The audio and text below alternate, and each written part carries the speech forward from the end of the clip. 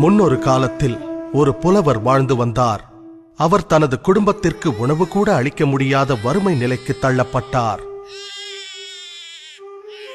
அதனால் அரண்மனைக்கு சென்று மன்னரிடம் உதவி கேட்க முடிவு செய்கிறார்.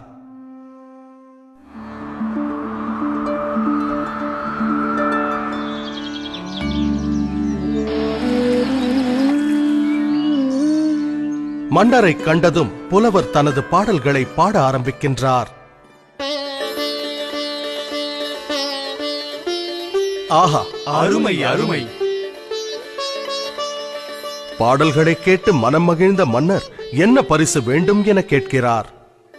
சீராக அடுக்கப்பட்ட அழகான சதுரங்க பலகையை காண்பித்த புலவர், மாமன்னா, சதுரங்க பலகையின் முதல் கட்டத்தில் ஒரே ஒரு நெல்மணியை வைத்த பின் ஒவ்வொரு கட்டத்திற்கும் அதனை இரட்டிப்பாக்கினால் அதை தக்க பரிசாக ஏற்றுக்கொள்வேன்.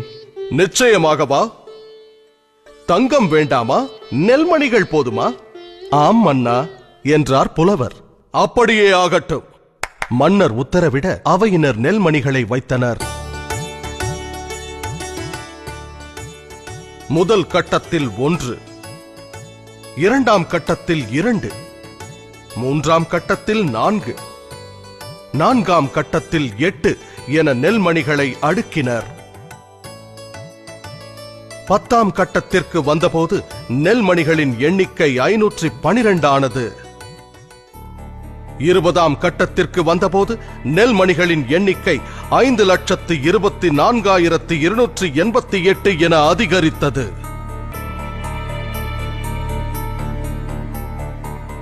பாதி தூரம், அதாவது 32வது கட்டத்தை அடைந்த போது நெல்மணிகளின் எண்ணிக்கை 214,74,83,648 பெருகியது. விரைவில் நெல்மணிகளின் எண்ணிக்கை கோடான கோடிகளை தாண்டியது. இதன் காரணமாக மன்னன் தன் ராஜ்யம் முழுவதையும் அந்த புத்திசாலி புலவரிடம் ஒப்படைக்கும் நிலை ஏற்பட்டது.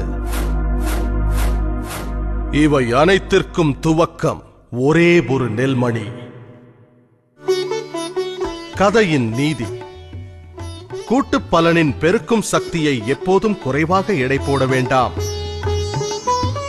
ஒவ்வொரு மாதமும் ஒரு சிறு தொகையை நீங்கள் தவறாமல் முதலீடு செய்து வந்தால் உங்கள் ஓய்வு காலத்தின் போது அந்த தொகை பன்மடங்காக பெருகி நிச்சயம் பலன் தரும்.